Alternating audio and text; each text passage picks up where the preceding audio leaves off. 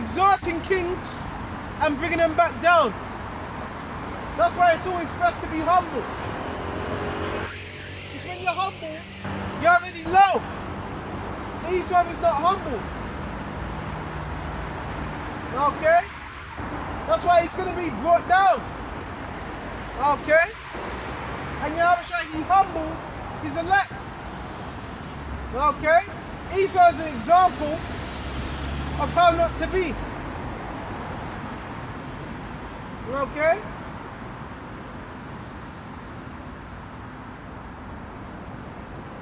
Thou that exalt thyself as the eagle, and the eagle's very high. An eagle is known for its height, an eagle is known for its speed. And Esau, he exalts himself as an eagle. Right?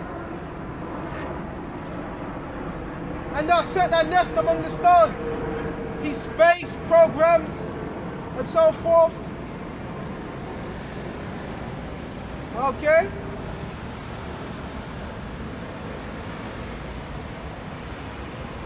Thence will I bring thee down. See how it's just going to bring you down, Esau? It's going to bring you down. Okay? As quick as you rose up, it's going to bring you right back down. Said the Lord Yahushua.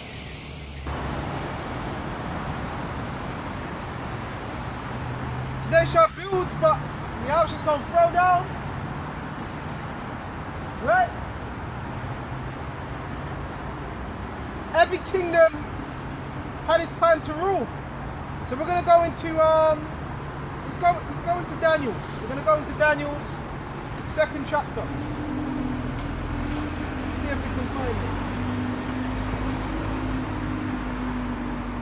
Right? Go straight to Daniel's. Bible to shut.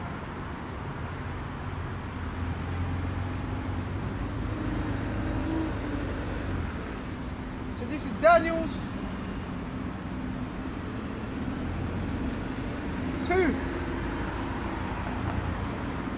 And there we just a minute. 44. No, it's 30. 30. But as for me, this secret is not revealed to me for any wisdom, but I have no when any living. Okay? So Daniel he's been humble. Okay? He was saying the wisdom that he was given, that he expounded on, what we're going to expound on, was not any wisdom that he had of himself. Why? Because then that would be deemed as pride. Everything we know is through Yahushua. Okay? It's not through any wisdom that we had of ourselves. But for their sakes that they make known the interpretation to the king. And that thou mightest know the thoughts of thy heart. Right? Because Nebuchadnezzar previously was being troubled by a vision he had. Okay? So he was very hasty and he wanted to destroy his own men, the Magites, including the prophets. And Daniel said, wait, I can expound for you to what that dream, that vision. So that's what Daniel done. He expounded on that dream. He expounded on that vision. Right? So let's go to Daniel's 2 and 22. Even mention it. It's like Daniel's 2 and 31. Go King Cyrus, and behold, a great image. This great image whose brightness was excellent. And this is the image of kingdoms. Okay? Stood before thee, and the form thereof was terrible. So yes, this was a terrible image, the form of it. How Daniel perceived it as a terrible vision. Okay, and this was what? A statue. Right?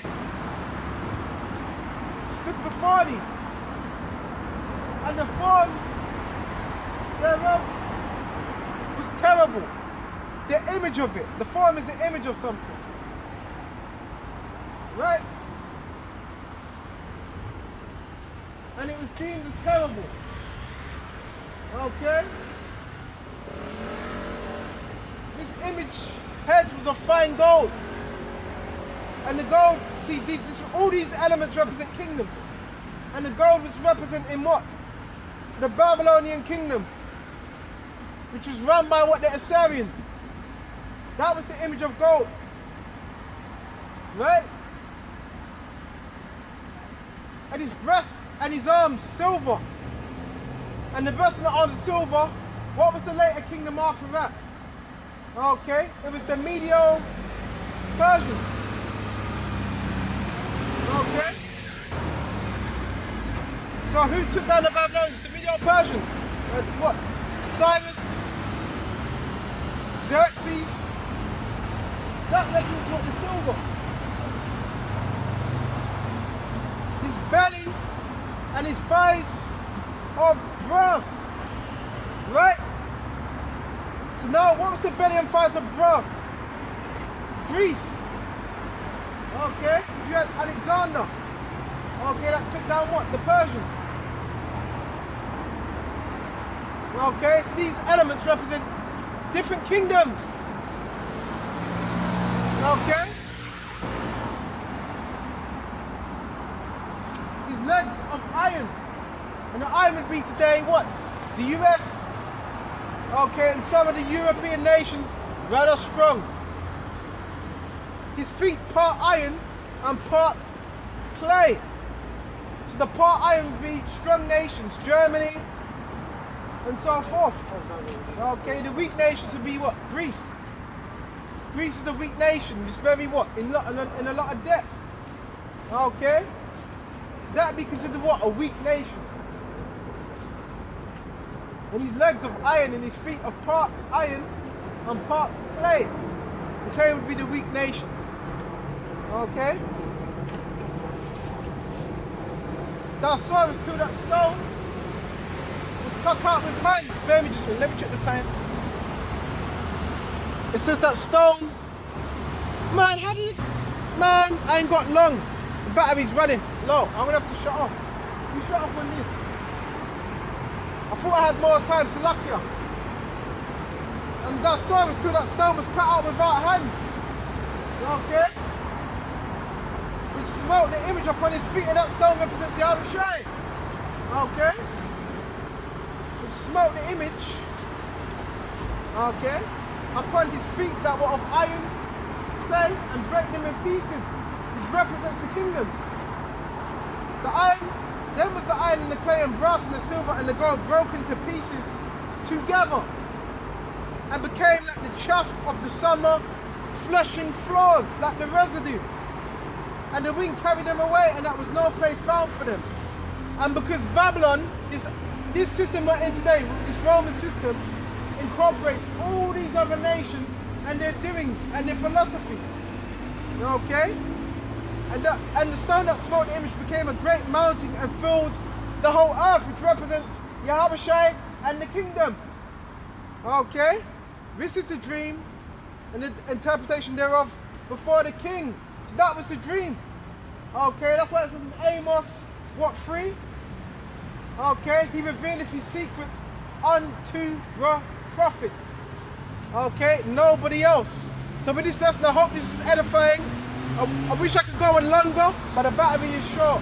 So until the next time, shalom to the hopeful elect across the globe. And I want to give all honors and praises belongs to Yahweh, Bahasham, Yahweh Shai, Bahasham, Baha, Bakar, Quadash. Until the next time, shalom. Stay strong, keep pushing.